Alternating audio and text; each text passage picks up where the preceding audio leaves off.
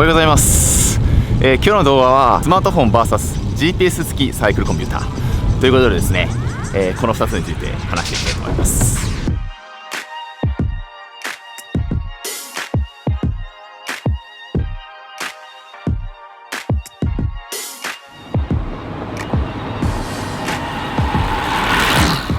自転車乗るときに、スマートフォン使う人もいれば、サイコン使う人もいると思うんですよね。全然どっちでもいいと思うんですけども、今回は100キロとか200キロとかそういったロングライドをする人に対して、いわゆるサイコンとスマートフォンはどっちが有効かというか、便利かっていうのをですね、話できればなというふうに思います。それじゃあ早速始めていきましょう。やっほー。やべえ、行き過ぎた。行き過ぎたわ。 GPS 付きのサイクルコンピューター、これね、和風のローム、これが iPhone X ですね。非常にね、菜の花が美しいんですけども、その中ほのぼのとやっていこうかなというふうに思います。比較する項目なんですけども、全部で10個ぐらい、もうちょっと比較しちゃうかも。はい、その長い動画にはしないつもりなんでご安心ください。パッパ、お話ししていこうかなというふうに思います。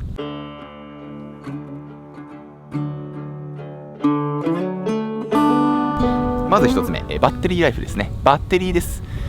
このサイコンとスマホ、どっちがバッテリー持ちますかっていう話ですね。ロングライドする上でね、ログ取っててバッテリー切れたらすごく悲しいので、基本的にはバッテリー長い方がいいです。おそらくどっちも1日ぐらいは持つんですけども、スマホに関しては例えばライドアプリ、ストラバとか、アンジーとか、いろんなライドのアプリを起動させるとか、他にもいろんなアプリを起動してるので、正直ログを取りっぱにすると、電池全然持たないです。これは GPS 付きのサイクルコンピューターの方が全然バッテリーは長持ちすると思います。次、ディスプレイの視認性ですね。はい、これに関してはどっちが見やすいか。例えば今日みたいにめちゃくちゃ生えてる時、すごくね眩しい、うわーってな時に反射して見えないとか、逆にトンネルとか夜、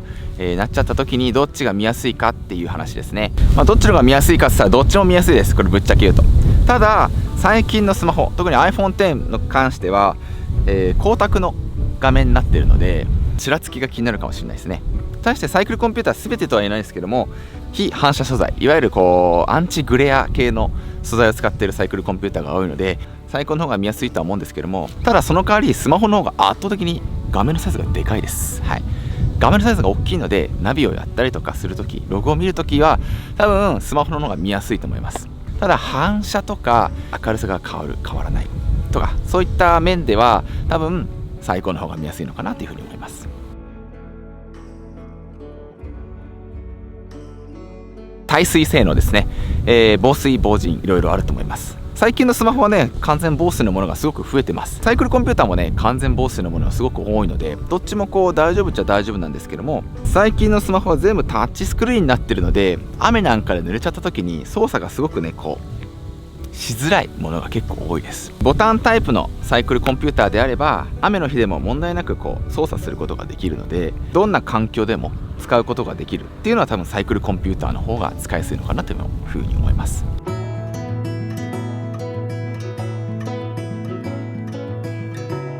動作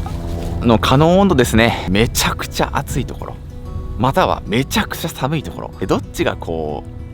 きますかっていう話ですね。スマホなんかだとよく寒いところに行くと気づいたらバッテリーがなくなっちゃったとか、カメラとか持っていくとね、あれ全然バッテリーなくなっちゃってんじゃんっていうことが結構多いと思うんですけども、サイクルコンピューターに関しては、この和風のロームに関しては少なくともテストしてます。いろんな過酷な環境でテストを繰り返しているので、さまざまな環境に対してでも最適なパフォーマンスができるようになってます。続きまして GPS ですね。どっちの方がねナビした時に正確かという話です。これに関してはどっちもいいんですけど、僕なんかねスマホでナビするの時なんかは Google マップとか使うんですけども、より細かい情報、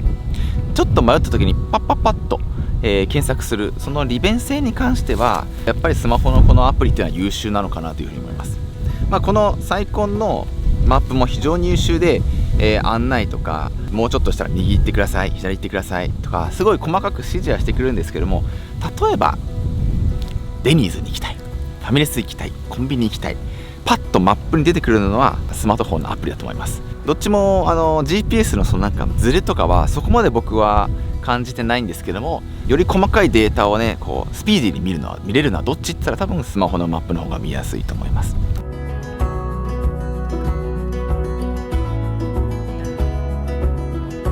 続きまして空力ですね。どっちがエアロダイナミクスかという話でございます。はい、これはね最高にもよると思います。ロームに関してはこんな感じでエアロダイナミクスな形状になってるんで 0.0 何秒ぐらいは削れると思います。はい、スマホと比べるとねその辺が違うかなと。ただ僕のねバイクに関しては純正の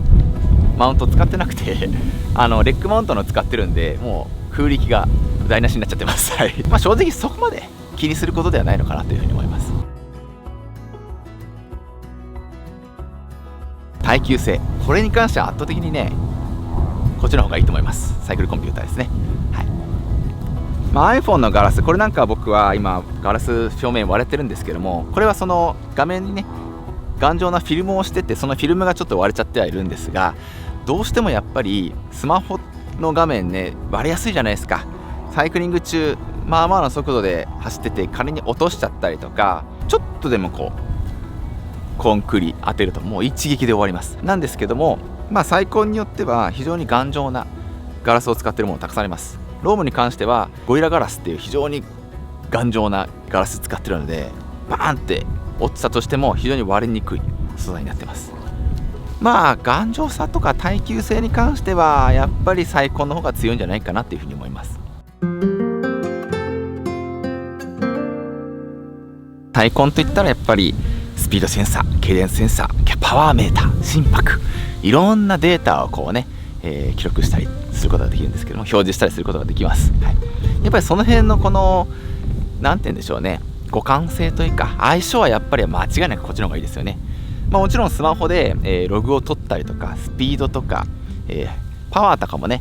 測ることができるアプリはあったりはするんですが、やっぱりどっちの方がいい、どっちの方がこうシンプルで分かりやすく簡単かって言ったら多分最高の方が簡単だと思います。やっぱり専門に作られてるだけあって、非常にこうそういった記録を取るためのそのハードウェアとの相性はめちゃくちゃいいと思います。はい、すみません。費用に関してですね、費用に関してはね非常に難しいところですね。ぶっちゃけスマホでもログとかは取ることができるので、とりあえずログは取ることができます。ロームに関してはね3、4万ぐらい、スマホだといいスマホだと10万ぐらい。とはいえやっぱりコストはやっぱりかかってしまうのはやっぱり最高だと思います。やっぱスマホって今の時代は絶対もう1人1台は必ずやっぱり持ってるもんだと思います。そこに新たにやっぱ追加で購入しないといけないので、それが3万だったり4万だったり5万だったりするので、やっぱりそれなりに費用がかかっちゃいます。スマホで一応ログも取れるし、これでいいかって人はもちろんそれでもいいとは思います。そういった面でコスパっていう面ではやっぱりスマホのとりあえずログが取りたいだけっていう人に関しては、スマホの方が優位なのかなというふうに思います。よりこうサイクリングを快適に、特に100キロ、先ほど言いましたけど100キロ200キロ走る上でどっちが快適かという話になったら、多分間違いなくサイコンの方がいいと思います。3万4万数万する結構大きな買い物だと思うんですけども、それ以上の価値のあるものだとは僕は思いますけどね。だからどっちに重きを置くかですね。とりあえずログさえ取れればいいやって人はスマホ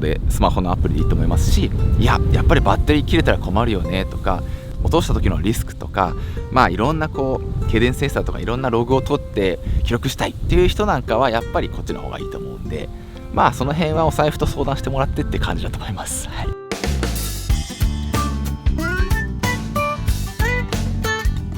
操作性ですね。使いやすさはどっちがいいかという話ですね。やっぱり普段多分慣れ親しんでる方はスマホなので、多分最初の方の使いやすさは多分スマホの方が使いやすいと思います。サイコン買ったらそのサイコンの操作を覚えなきゃいけないので、覚えてない状態で触るとやっぱりあたふたしちゃうのかなというふうに思います。結局その慣れの問題だとは思いますけども、慣れてしまえばねどっちも使いやすくはなると思いますが、サイコン触りたての時なんかだとやっぱり操作性はやっぱりスマホの方が慣れてる分分かりやすいなっていうのはあると思います。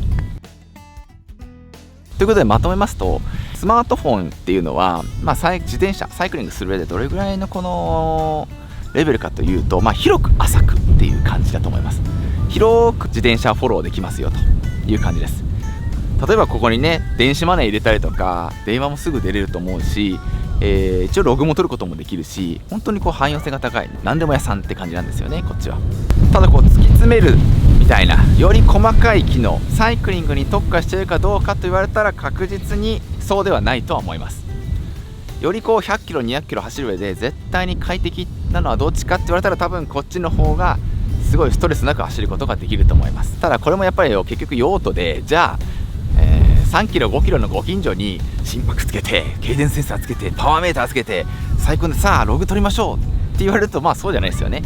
5キロ3キロ5キロのご近所のお散歩ぐらいだったら多分こっちの方が全然使いやすいと思うので、まあその辺は絶対に最高の方がいいよっていうのは一概には言えないんですが、まあ、ロングライドする上では少なくともサイクルコンピューター買った方が僕はねいいんじゃないかなというふうに思います。はい、まあ最後にですね、まあこの今回比較した項目をねずらーっと並べましたんで、ぜひね参考程度に見てみてください。はい、基本的に純粋に自転車を楽しむんであれば、まあサイクルコンピューター GPS サイクルコンピューターの方がまあいいですよねっていう感じになってると思います。はい、GPS 付きのサイクルコンピューター VS スマートフォンでした。まあね少しでもね参考にしてもらえればなというふうに思います。非常に、暖かくて気持ちいい撮影でした。はい、ではではお疲れ様です。